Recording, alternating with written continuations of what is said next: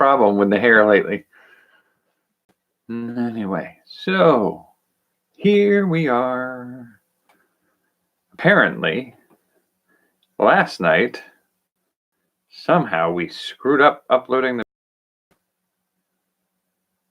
I think it's one of those things that, like, I think it was a week or so ago where my computer crashed. I couldn't upload videos. Restarting the computer and setting things back up again. I think I set it to upload as private uploads. It might be something that YouTube's doing by itself. I'm not sure. I think I uploaded this as public. I'm not sure now. Now I'm second guessing myself again. Let me try something. It's probably going to freak out the computer, but we're going to give it a go anyway. So where are we?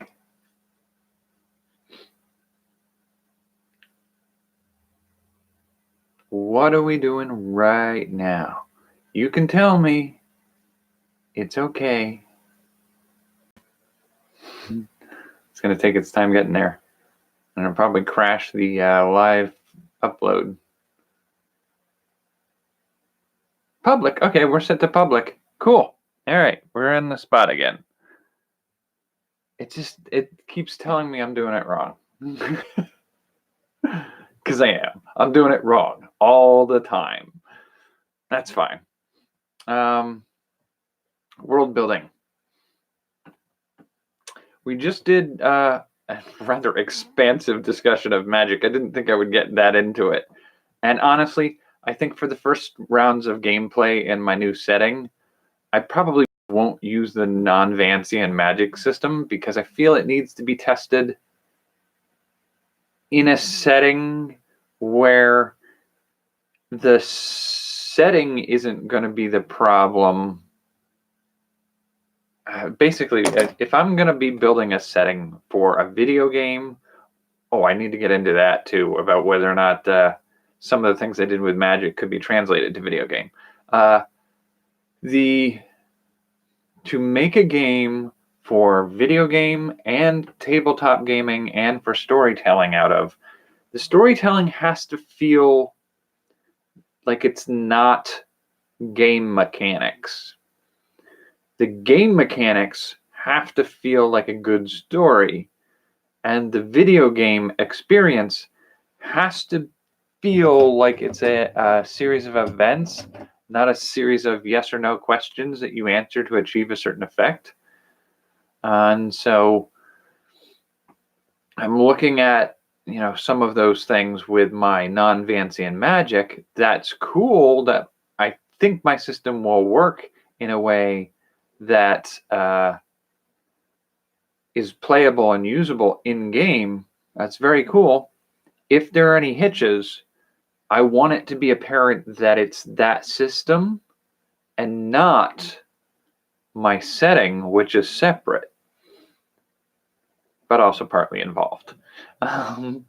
Basically, my setting is a setting where the characters start out as teenagers. They get essentially a call to adventure.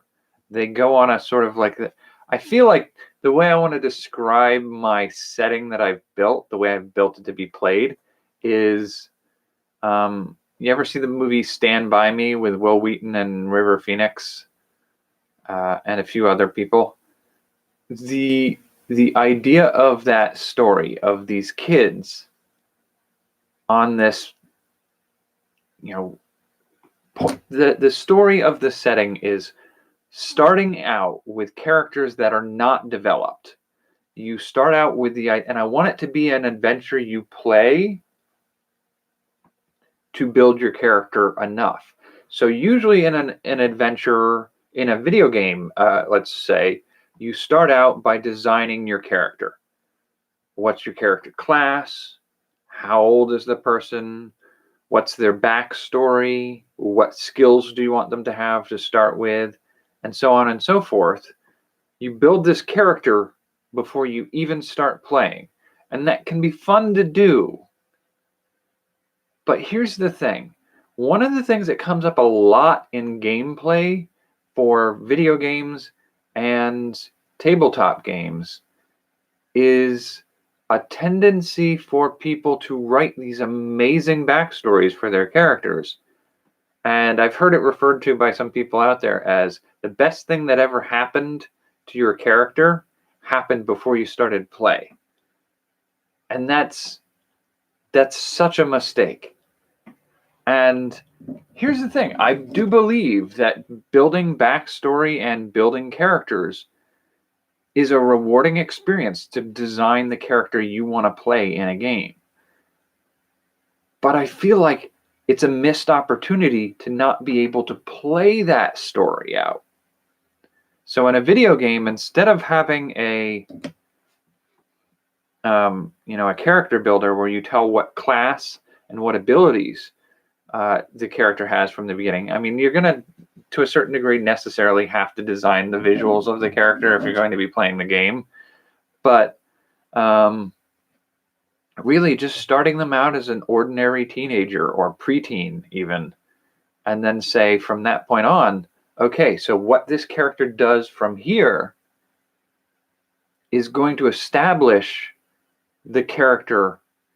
And so I want this first, I just dropped something, this first story piece of gameplay to actually be your opportunity to build your character's backstory.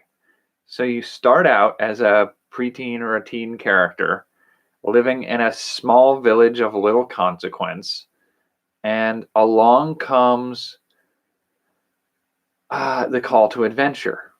The thing that makes you become a hero, not you starting out as a hero character. So you start out as a lowly wood chopper's apprentice or some stupid thing like that.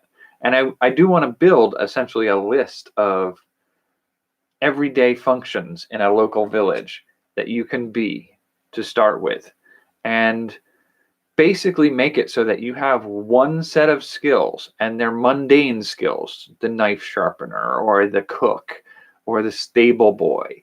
And they're just, stable boy has a little bit of a skill with animal handling or riding or something to that effect. The kid who hangs out with the town guard all the time, maybe they have a little bit of fighting ability, or I learned a little bit about using a spear.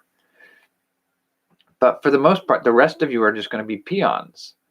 And you all have one skill that you could potentially use. But every person could do some things in an adventure. And I feel like making the first adventure a very simple adventure, one with not a lot of heavy stakes. You're not saving the world.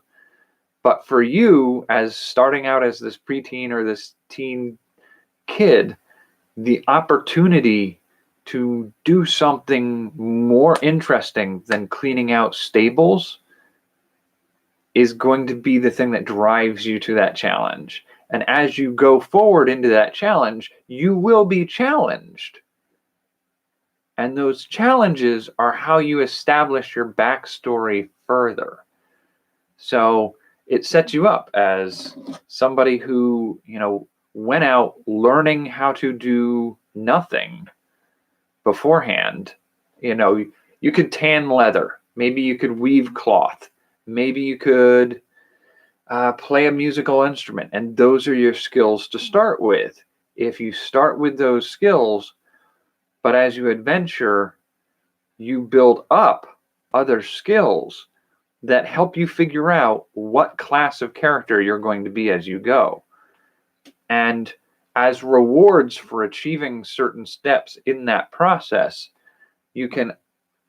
I want them to all start with the stats that you usually see for characters. And you don't see it as clearly in video games.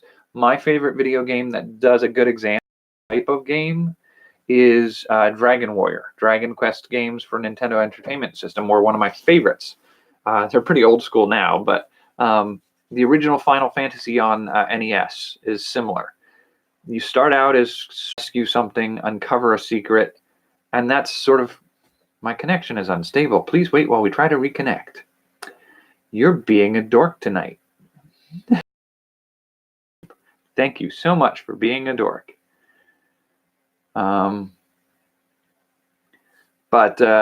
Yeah, so you start out at that first level. You start out in those games being assigned a quest or mission that lets you gain the experience by fighting the equivalent of mice. So you go out on your first mission, and the monsters you encounter are like mice. They're not a real monster for the most part. When you get to higher levels and you come back and those are the monsters you encounter, it's sort of like, ugh, I got to deal with this piddly thing again. And so they're very simple, unimportant monsters. But having those monsters to start with lets you gain the experience you need as a character to get to the first level of being a character. So if I were to do this as a tabletop game, and to a certain degree as a video game, although it's going to be hidden in the code of the video game, you won't see it as much. But the tabletop game, you start at level 0, and your goal at that point is to achieve enough adventure points to achieve level 1 of whatever class you're going to end up being as a character. So you're going to start out as a stable hand with animal handling, and you're going to face some challenges that earn you some ability to level up to level 1. But the other thing that's important in those types of games is a regular farmer isn't at the same level as a level 1 thief or fighter. A level 0 farmer is like, you could hit them with a stick and they fall over almost. So you start very weak. And part of that, if you look at the stats for like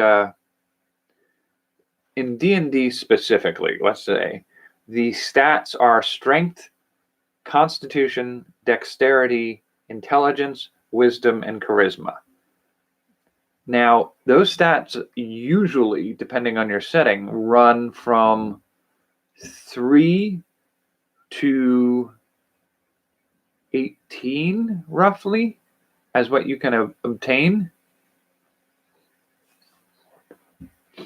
It's usually a 3d6. So 6, 12, 18. And then your minimums are always 3 because you can't get less than 1 per die. So your stats usually run 3 to 18. But the average in that scale is usually about a 9, 9.5. So it's usually phrased that if you are 3 in intelligence, you're barely smarter than an animal, like a simple, wild dog or cat. You don't have much more intelligence than they do. A 3 in strength would essentially be like a feeble invalid. People have to carry your butt around.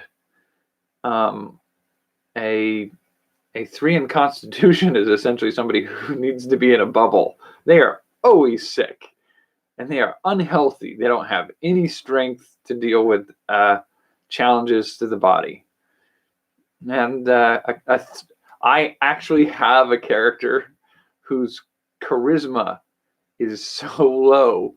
Like, you look at the stats for certain monsters in D&D. The monster stat for a gnoll, essentially a human hyena hybrid monster who eats some of its friends if it's too hungry and there's not enough opportunity around it. Like, just no social graces whatsoever. They will beat each other senseless just because they're bored, and they will eat some of their own party members. If they don't have enough food elsewhere, they'll pick the weakest one and eat it. That's just like no social graces. The charisma level, which is the indicator of their social graces, is usually around a 7 to 9. I have a player character whose charisma score is, I think, 5 or 6. So the way I've played that character is to essentially make him nonverbal. He can understand language. He's just not able to articulate anything in any functional way. And he's a barbarian, so he has a tendency, his function in the world is essentially to be dragged around by the rest of the party and beat anything senseless with his weapons. That's his goal, his function, his role in society. And that's an interesting playing challenge, but it also illustrates that lower end of that spectrum. The higher end of the spectrum for something like charisma would be like, I think I remember playing a second edition D&D character when I was younger who had a super, I think they had an 18 in the charisma score. And it was essentially, or no, I had a friend who played one. And it was essentially, your charisma is so good that literally he wore a helmet, and like every now and then, if he wanted to, he could just lift his visor and use his charisma score, his charm and je ne sais quoi, to convince people of pretty much anything. Like literally taking the old joke of, look, what's that over there? And literally nobody could not believe him. He was so convincing that you had to turn and look, even if you knew he was an opponent and that it was likely a trick. You just had to turn and look because his charisma was so high, he could convince you of anything. And so, like, those are the ends of the spectrum. But in the middle of that spectrum is really where we tend to set the average farmer.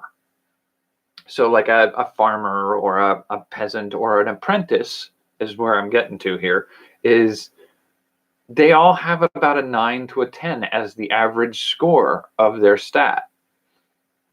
Every stat, you've got a 9 to 10 strength, you've got a 9 to 10 intelligence, constitution, wisdom, dexterity, charisma.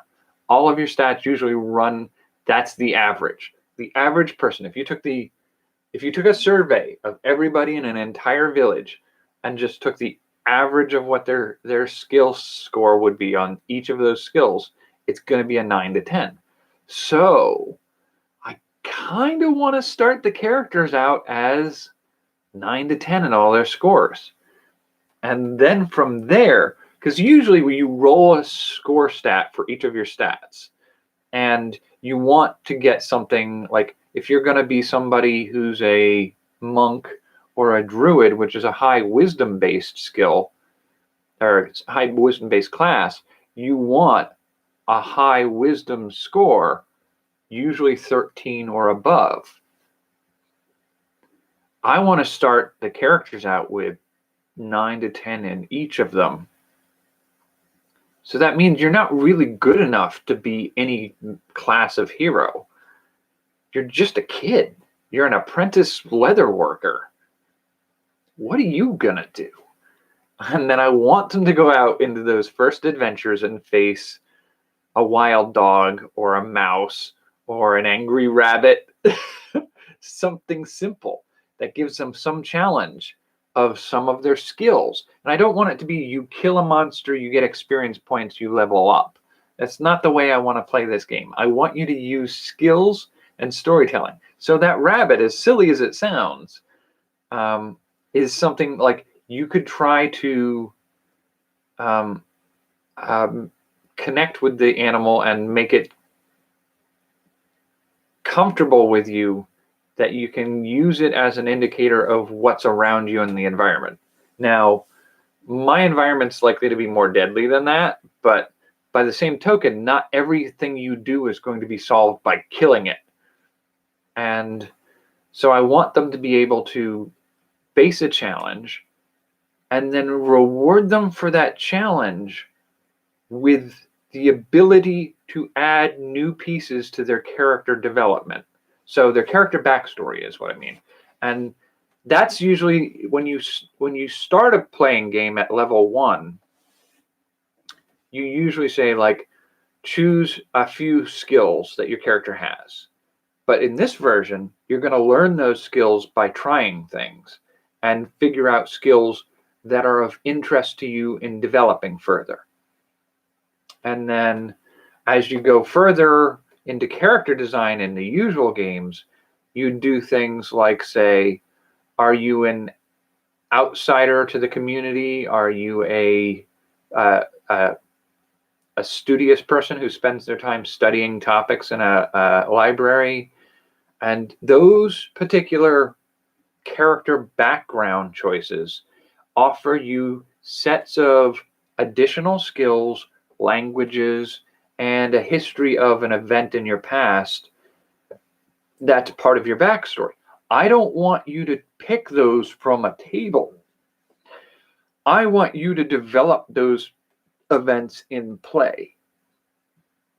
And so starting you out with one skill set, like what skill set do you think is a key set that you want your character to have to start with? And how do you relate to the other people in your party? And that's where you start from. And then you get the call to adventure, you go out, and as you proceed through the steps of this adventure to track down or do whatever you need to do, and you encounter rabbits and you try to calm a frightened rabbit running away from something, to understand what it's going through and observe its behavior and comfort it and see what it's afraid of. What is it looking back towards and afraid of? And then seeing if you can use other skills to understand what it's running from and if and how it might relate to where you're going in this quest. And that skill, developing that skill, should be rewarded with points that you can then add to your character as backstory. So that's when you say, like, oh yes, I've got animal handling skills and a wilderness survival or perception skills. And so you add those as a reward for achieving something in that challenge. But you also have the ability of achieving certain goals that reward you with points that you can add to your skills. So remember, I said like a strength of 9 to 10 is average. But if you do a few challenges where you feel like you want to upgrade that skill set, I'll give you 2 or 3 points for having achieved a challenge well. And those 2 or 3 points you get to add to any one of your 6 stats.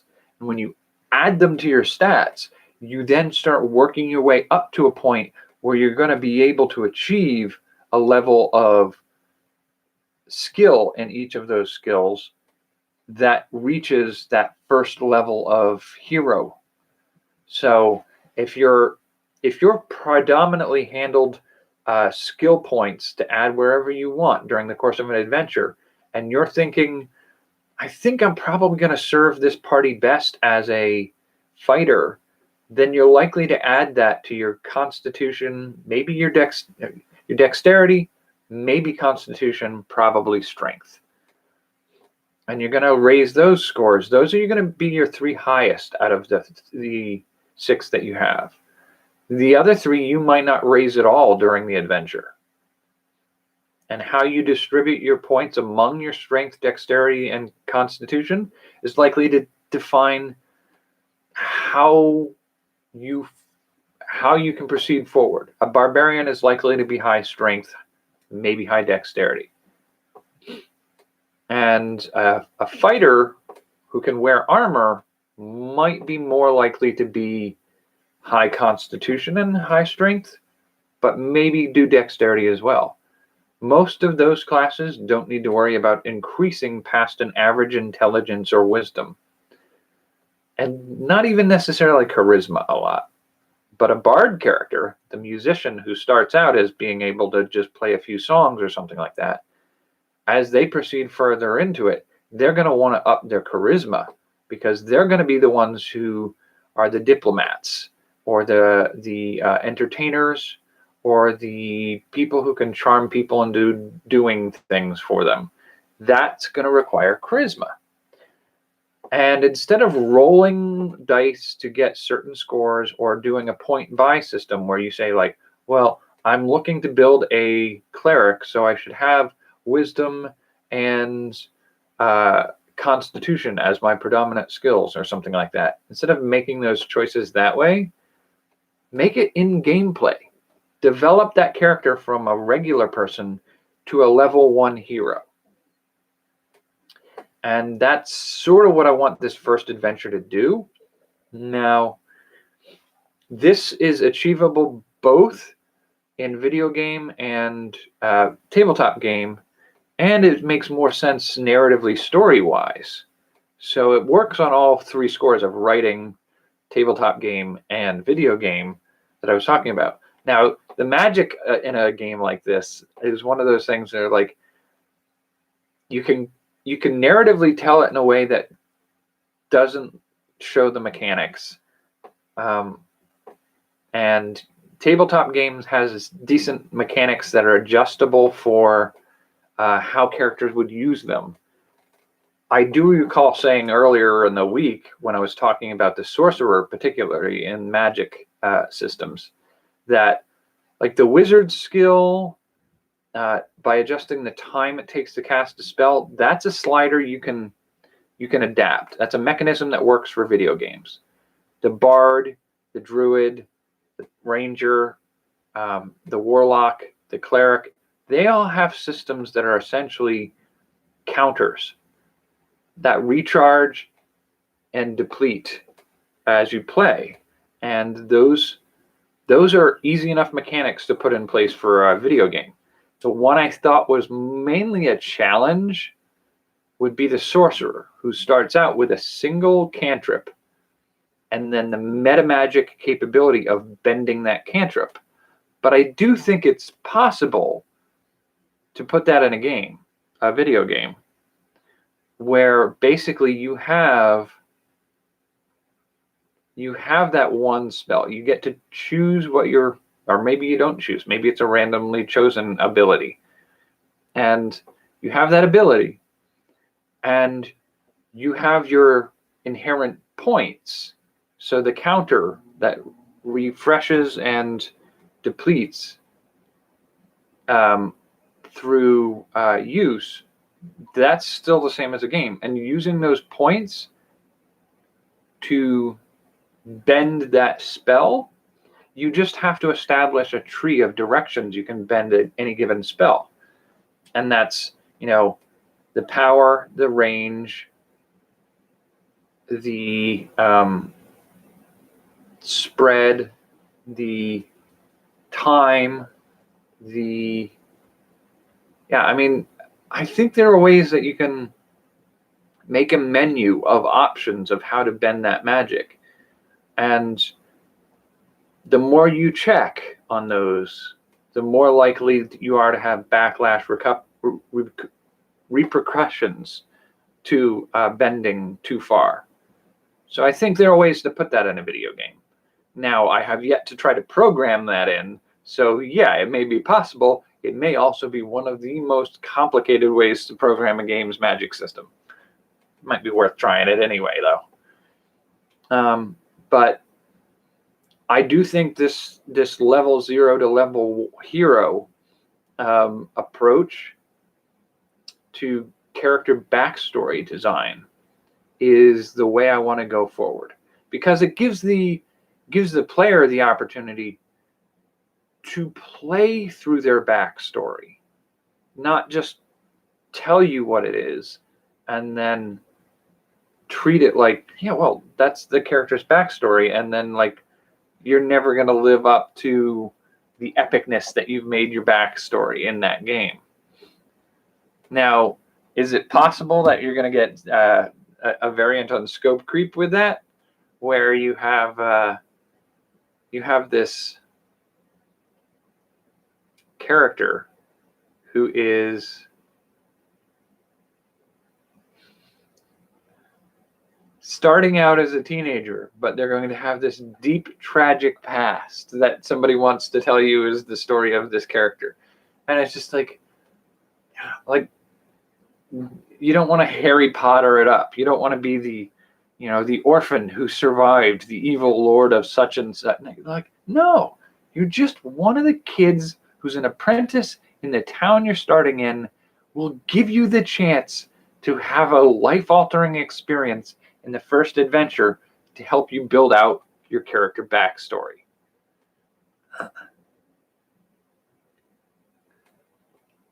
It's just like I think that's an interesting approach to take to games, and so I think that's where I'm starting from with this game that I'm building, the backstory creation. But I also want this first level to also be a tutorial, like in many of like the Final Fantasy games or the Dragon Warrior games or Dragon Quest.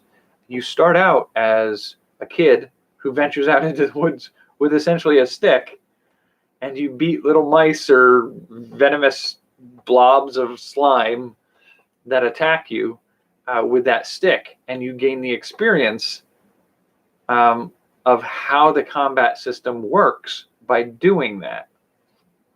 The stakes are low enough that when you have that first monster attack you, you can make mistakes and it's not going to wipe you off the face of the map.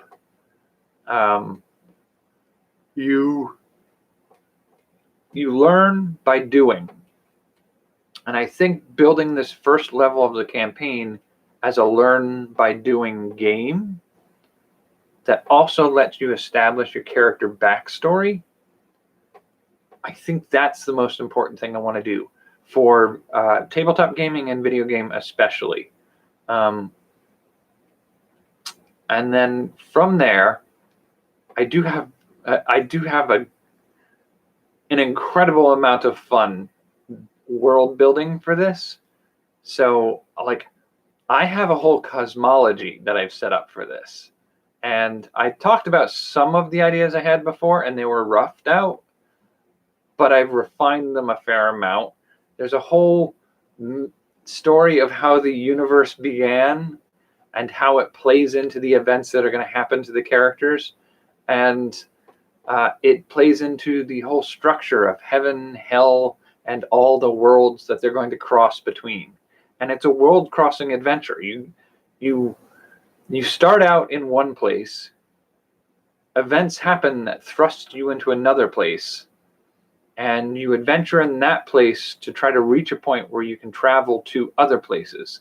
And as you go through that story, you change bodies sometimes. It's very Quantum Leap. But it's more about like, what do you stand for when it's not just your stats or your skill sets? Like, who are you?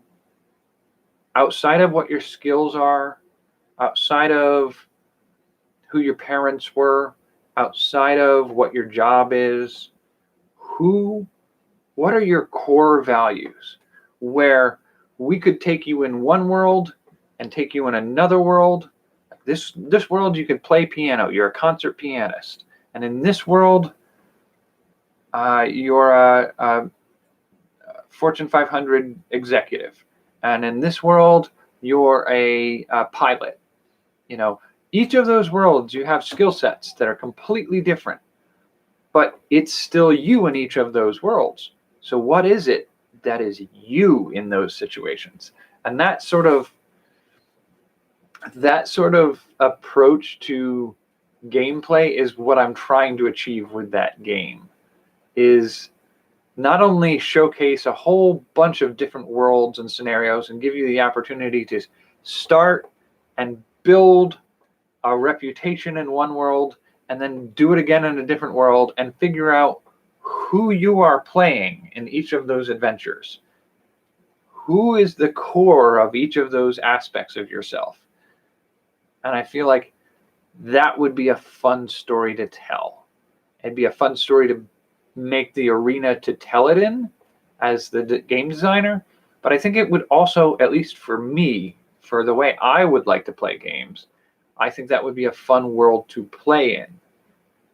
Now, it's possible other players would be moderately frustrated with a setting that I build where they take the time to build a character up from nothing to level 6, say, and then I immediately drop them back down to 0 in a different world of no skills and nothing to do it all over again. And the trick to making that work, I feel like, is building it in such a way that it doesn't feel like you've been set back to 0. It feels like an extension of what you were doing before.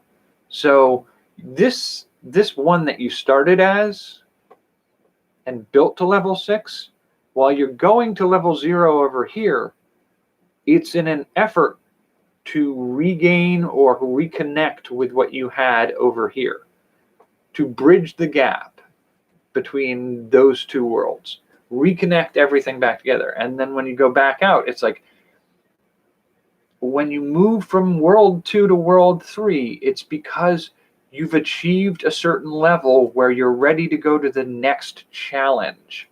It's not a setback so much as it happens because you've achieved your progress.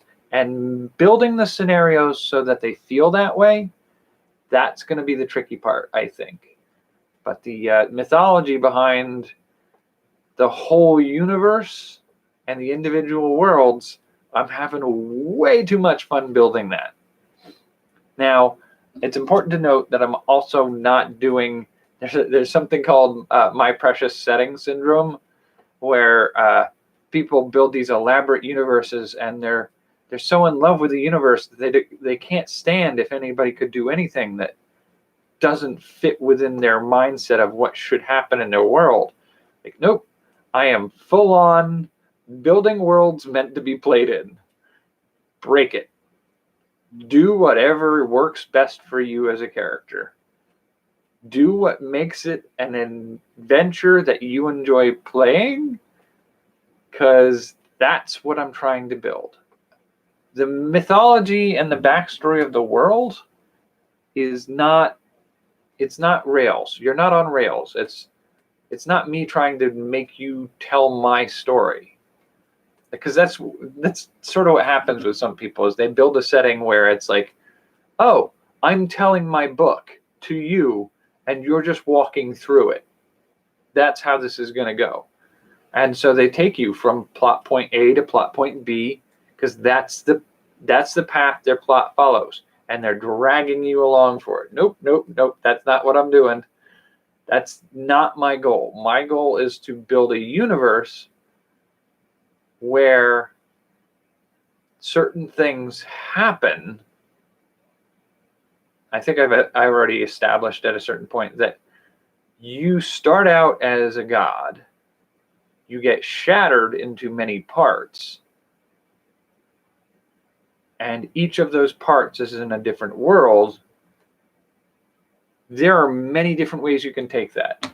You can side with the people who shattered you and try to break the systems in the world that were the reason they picked that fight in the first place. And there are 2 or 3 factions involved with that. So you could be any part of any of those factions. You could simply try to reach godhood again and just start over. You could try to reclaim or revive the god that you once were to get back to where you were.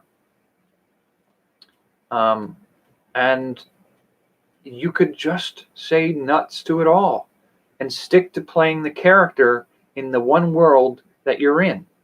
Have the adventures on that world, and that's it. And so you could go any path with that. And you could work with people who have the same path or different paths. And that doesn't matter. Having the adventure and exploring the setup of the universe.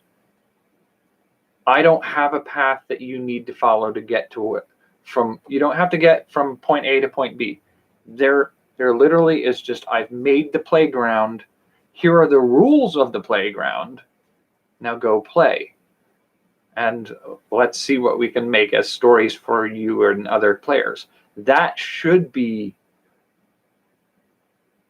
a extremely fun and playable game set for video game as well as tabletop game.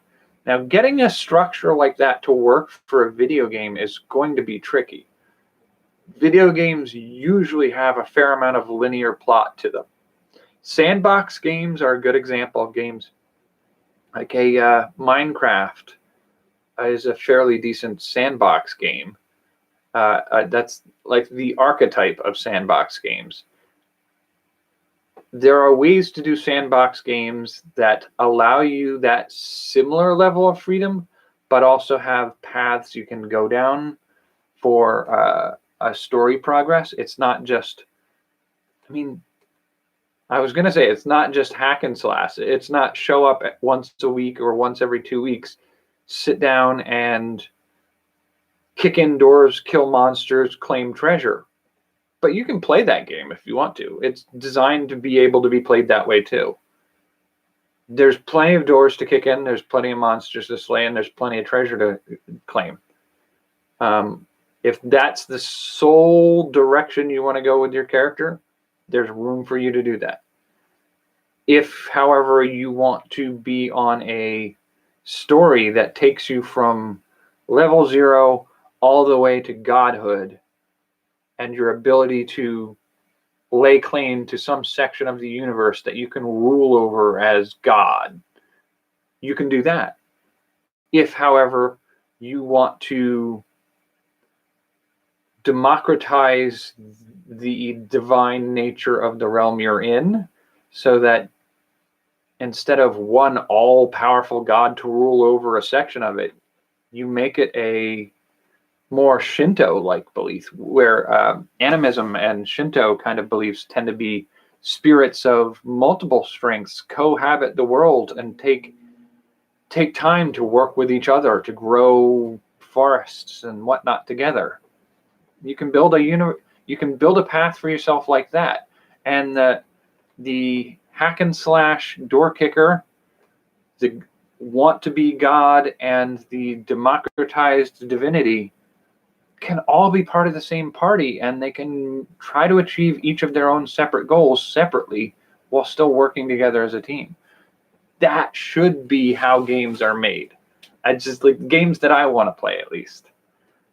And I try to think of some games that, like, there are only a few games that have some of that feel to it that I can remember from when I was younger.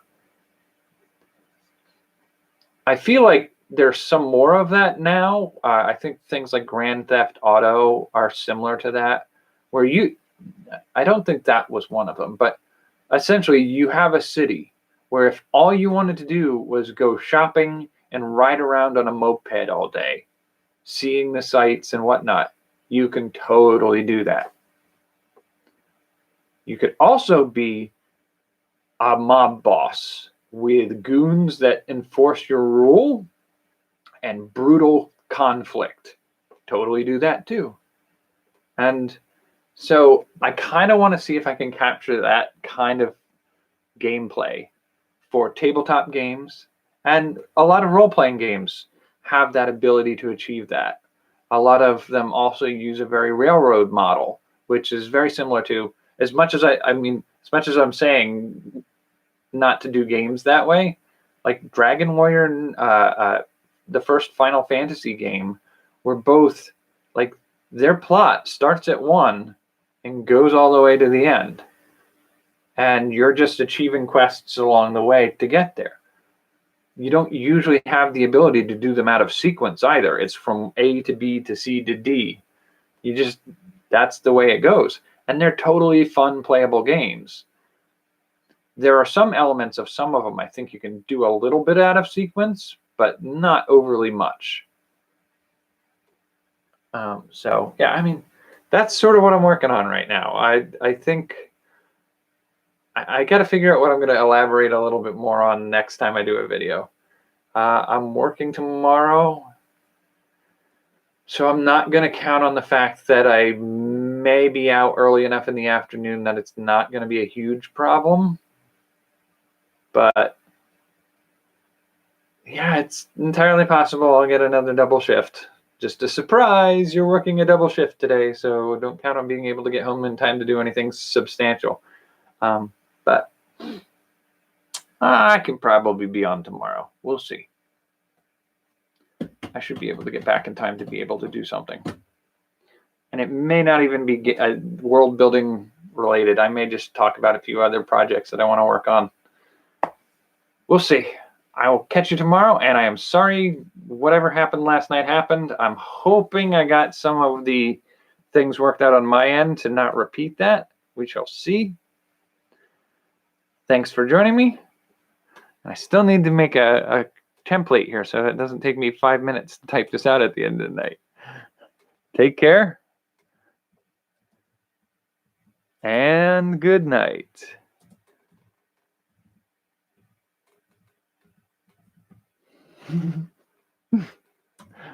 Yay! Did I spell it right? Yeah. Okay. Night.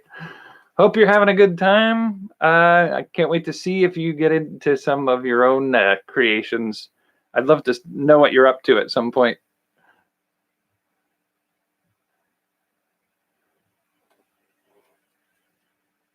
Yeah, I said, and there we go.